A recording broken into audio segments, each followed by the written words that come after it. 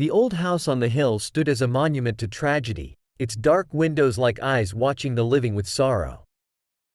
Shadows danced on the walls, whispering secrets long forgotten. A ghostly figure drifted through the halls, its presence chilling the air with icy fingers.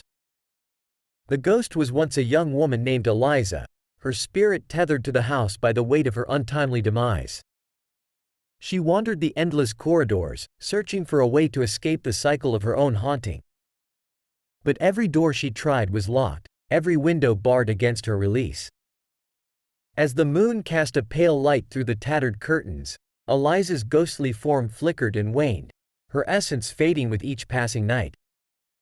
Her anguished wails echoed through the empty rooms, a haunting melody of sorrow and despair.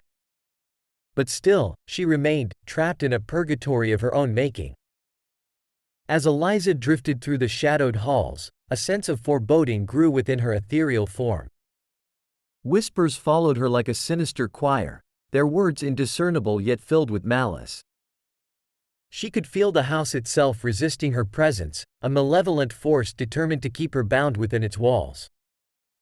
Memories flooded Eliza's mind, fragments of her final moments swirling in a maelstrom of terror and pain. She remembered the cold touch of death, the sound of her own screams echoing in the darkness. And she knew that she was not alone in the house. Something darker, something older, lurked in the shadows, watching and waiting.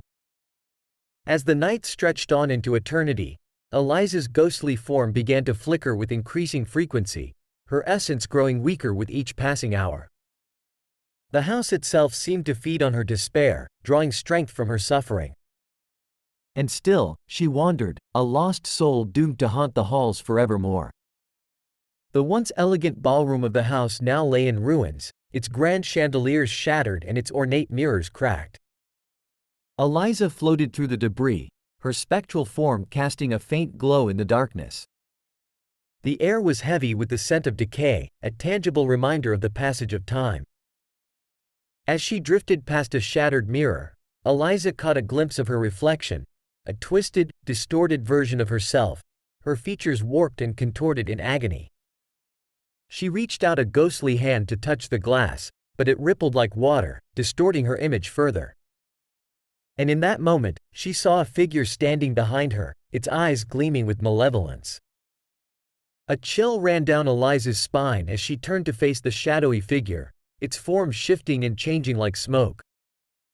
It spoke to her in a voice that seemed to come from everywhere and nowhere at once, promising her release from her torment in exchange for a terrible price. And as the shadows closed in around her, Eliza knew that she was not the only spirit trapped within the house's cursed walls. The shadowy figure revealed itself to be a malevolent entity that had long haunted the house, feeding on the despair of lost souls like Eliza. Its eyes glowed with a sickly light, its twisted form exuding a palpable sense of dread.